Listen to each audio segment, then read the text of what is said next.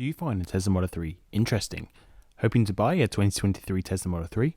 Well, didn't you stumble across the right video to help you get the most out of your buying experience? Whether that be added value or just a better understanding of the ins and outs of what to expect when buying your first Tesla. Hello and welcome back to another Tesla video with me, Adam Well Informed. I talk about all things Tesla, including the latest Tesla news, to answering questions about Tesla EV ownership, to my open book of Tesla EV ownership. I understand taking your first steps into Tesla EV ownership can be daunting, but from my experience and from many others, in 2023, the buying experience is more seamless than ever before. But do you know how to truly maximize your buying experience? Everyone's needs and requirements are different. However, if I was to buy a 2023 Tesla Model 3 as my sole family car right this second, this would be my buying guide as to what I would and wouldn't consider as essential day one must-have options / accessories, as well as understanding what isn't crucial to have from day one. Let's cut short the intro and head straight into the video. But just before I do that, I'd appreciate if you could hit the like button, subscribe, and also hit the notification bell. Right, let's waste no time and get into the good stuff. So to kickstart my buying advice, if you're ready to pull the trigger on a purchase, you must resist the order page and instead make the wise choice of checking the existing Tesla inventory page. And this is where Tesla's baked goods can be sitting and waiting for collection, instead of waiting for the 2 to 4 to 6 weeks for delivery of a Tesla. In 2023, Tesla batch make different trims with options and deliver them to the showroom ready for an avid buyer to pick up. And the reason you need to head to the inventory first is not only because of the chance of a vastly quicker collection experience, that and you can actually find discounted vehicles over the RRP. Now, some of these can be brand new, or some of them can be demo vehicles with a few hundred miles to a few thousand miles on the clock. The demo purchase isn't for everyone, however the chance of saving a few £1,000s or dollars can be a major difference between making Tesla ownership a reality or not. And for those that find success with this tip, you're most welcome. But I'm not finished yet. Another quick straight off the bat tip that you want to use is ensuring that you use a Tesla referral code. I have one in the description of the video that you can use, and this link will give you Tesla credits that you can utilize against free supercharger miles to Tesla roof racks. The referral code can even be used for inventory models, therefore this really is added value to you for doing nothing extra than clicking the link. However, this referral system may not be active in your home country. However, do keep checking as Tesla is enrolling new countries into the referral program. My second buying tip addresses when and which 2023 Tesla Model 3 you should buy. Should you buy the rear-wheel drive Tesla Model 3, the Model 3 long range, or even the M3P? The real answer is truly down to your personal circumstances, so there is no answer that fits all, hence the difference why there is 3 versions of the Tesla Model 3 that you can buy. 4 if you count the UK business exclusive long range rear-wheel drive Tesla Model 3. However, as of the date of upload, it has not been confirmed for any other markets yet. However, if it's successful in Britain, there's a good chance that that model will be made available elsewhere. Getting back on topic, which one should you buy? I strongly recommend that you head over to my dedicated video on this topic on the screen now.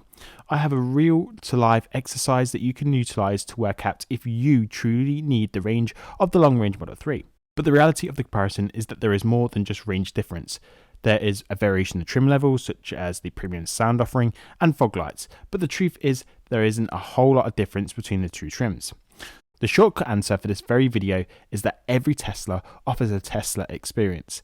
The Model 3 rear-wheel drive offers tremendous value for money, and surprisingly, it will suit the needs and requirements of the average driver more than what you think. If you will complete multiple long-distance trips over the course of the year, then the quicker charging speeds of the long-range Model 3, as well as the increased range, will make sense. If you are stuck at performance, well, your mind is and should really be made up by now. My input isn't really needed, is it? Honestly, check out my previous in-depth analysis video between all the trims, and it should really help bring the comparison to life for you. It's one of my favorite videos to date. My third tip relates to when you should actually buy a Tesla Model 3. Is the 2023 Tesla Model 3 worth it? Or should you hold on to a refreshed Tesla Model 3, rumoured and dubbed to be Project Highland? Without any concrete information to provide, my third tip relates to when you should buy a Tesla Model 3. Is the 2023 Tesla Model 3 worth it, or should you hold on to a newly refreshed Tesla Model 3, rumoured and dubbed to be Project Highland? Without any concrete information to provide on the heavily rumoured refreshed Tesla Model 3, you can't make a logical comparison. However, what I will say is that even if you were to wait for an upgraded Tesla Model 3, Tesla make changes within months and not within years. And so within months, there will be a new Tesla Model 3 on the road that will be ever more refined than the Model 3 on your drive. Thanks to software updates, your car will still feel new and you will gain new features throughout the years of Tesla ownership. Plus, there is no guarantee a new Tesla Model 3 will be cheaper than today's models. Maybe a new rear-wheel drive is cheaper, but the long range and performance trims are considerably more expensive due to a bigger difference in the trim level. I have no idea what the outcome will be, but what I do know is that there will never be a perfect time to buy a Tesla Model 3. As I said earlier, every Tesla Model 3 will offer that Tesla experience that you crave and desire. Plus, it will get better over time with software updates. After 2.5 years of ownership, you won't dwell on the small hardware changes the new Tesla Model 3s have, because you still receive new features via those updates. Therefore, if you see a Tesla Model 3 in your price range and you're in the market for a new car, there is no guarantee that you will find the same offering at the same price. Tesla has been known to remove features such as the passenger lumbar support, and more recently the ultrasonic sensors, used primarily for parking. So there is no real optimal time to buy, just when you're happy to buy, as feature changes will then be hindsight. Some say it's a beautiful thing. The fourth tip relates to something that I've already highlighted before. The 18-inch rims that come with the standard aero caps aren't the prettiest wheel choice on offer, but it does allow you to save £1,500 or $1,800 over the 19-inch rims. If you opt for the prior choice than the latter, it's important to highlight you still have future options post-sale. You can opt for a set of third-party wheel cap covers, and these will replace the standard aero caps. The beauty of this option is that there are a number of aftermarket alternatives that deliver a personalised wheel choice, but without the big price tag of the 19-inch wheels. The triple whammy being that you can keep the range advantages of the 18-inch wheels, but with a design that will still be attractive to the eye, and install some alloy wheel protection.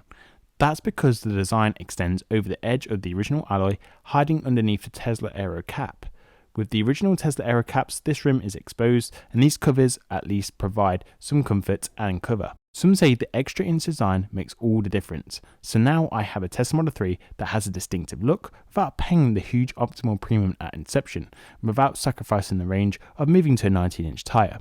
That said, you will probably lose range over the standard aero caps, but those caps do not protect the edge of the rims, as they sit inside the very rims and not over. If you want some more information on these wheel covers, you can take a look at my dedicated video on the top right of the screen now, and this will run through where to buy them, to the easy DIY installation, and I will leave some affiliated links below so you can get an idea of the prices. What I'm effectively stating with this tip is that the 18-inch rims, you have a range advantage over the 19-inch rims, but you don't have to spend much to get a better looking 18-inch rim. My final tip relates to the other remaining optional extras such as Tesla paint, the white seats and FSD. Paint wise, white may be free, but I love the pearlescent tints, and this really comes to fruition after a good clean and a bit of sun. It really brings the best out of the free pearlescent white choice. Some markets have optional free colours, so do not take that for granted should you be in that fortunate position to have a choice. Otherwise, colour choice is a personal preference. You may find a deal on the inventory list like I mentioned earlier, so be wary of that. However, some owners will opt for PPF wrap, which is another aftermarket solution that opens up the colour opportunities to a near endless scale, and PPF has a protective element to help protect from rock and stone chips from damaging the paintwork. PPF isn't for everyone though. Some insurers are hesitant to take on a policy if the owner has a PPF wrap, but similar to the wheel option, you have some aftermarket solutions. Secondly, the seat colour choice. If you live in areas where the sun is available all year round, having white will be the cooler choice, as the standard black colour will absorb that direct sunlight. However, being a family man and the fact that Britain isn't so sunny, black seats were a much easier choice for me to make. The third and final option, do you choose Enhanced Autopilot or FSD? Now, I have tried Enhanced Autopilot through a Tesla trial, and if I did the motorway mileage, I would invest in EAP over FSD here in the UK. Whenever I go on motorways, the free autopilot has always delivered a reassuring experience for me. I have had very few phantom braking experiences with autopilot, and more often than not, it's very much a seamless experience. Others may disagree with me. Maybe they've had a scary phantom braking experience. I'm not arguing against you, I'm merely saying that I've not had that truly scary experience. This is a service that is getting better over time and with software updates. With FSD beta not being available here and not knowing when it will be, that sort of puts me off the whole FSD package for now. However, if you are in the US or Canada where FSD beta is available, that changes the dynamic of the buying decision. The only reason you may want to consider it outside of North America is that the price of FSD continues to grow in the US as it develops into a more refined product. So you could skip a price hike for being an early adopter. Just one for you to consider. So to conclude, if you go ahead and buy a Tesla, don't forget to use a referral link before buying. But most of all, enjoy your Tesla buying experience. Collection day is an exciting day. You will finally get the opportunity to drive away in that car that you've watched countless videos on. Tesla won't handhold you through the collection experience, therefore do try to familiarize yourself with some of the essential driving processes such as how to access the wipers and how to set up your driving profile. You will still be learning of the new processes well into your ownership, plus Tesla tends to change and add new methods to make the driving experience easier to achieve. So hopefully my tips would have made it easier for you to get the most out of your buying experience. One little nugget before you go away and hit buy is that you have considered a used Tesla from their inventory. If so, do take a look at my video on the screen to get a deeper understanding of what that has to offer now. So to existing Tesla owners, what other advice would you pass on to new owners about your buying experience? And new Tesla owners, what did I not cover that you wish I did? If you want to let me know you got this far in the video, you can simply comment well informed and I'll give you a cheeky thumbs up for the support. Don't forget to subscribe, like the video and share it with your friends and family. Thanks for tuning in and I'll see you in the next one. Ciao.